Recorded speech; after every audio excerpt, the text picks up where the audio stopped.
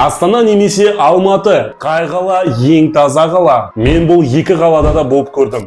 Астана заманауи сәулетімен, жасыл аймақтарымен танымал. Соңғы жылдарда қалада экологиялық жобалар, парктер көбейіп, ауаның сапасы біраз жақсарды.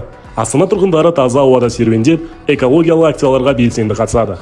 Алматы болса әсем табиғат пен жасыл желекке қоршалған қала. Бірақ қалада автокөліктердің көптігі мен өндірістердің себебінен ауа сапасы нашарлап кеткен. Смог атты мәселе Алматының басты қатері. Жергілікті тұрғындардың ойынша, таулар әдемі болғанымен, дәл осы смог қаланы басып кетпей тұруына басты себеп дейді. Астанада таза қала бағдарламасы аясында қоршаған ортаға пайдасына келер шаралар көптеп ұйымдастырылып тұрады. Қалада электрлі автобустар мен велосипед жолдарының саны артуда. Бұл тұрғындардың экологиялық транспортқа деген қызығушылығын білдіреді. Онымен қоса Астана қаласында көшелерді ұтқыр әдістермен және де жоғарғы санаттағы техникалармен тазалықты қамтамасыз ететін Астана тазалық ұйымы жұмыс жасайды.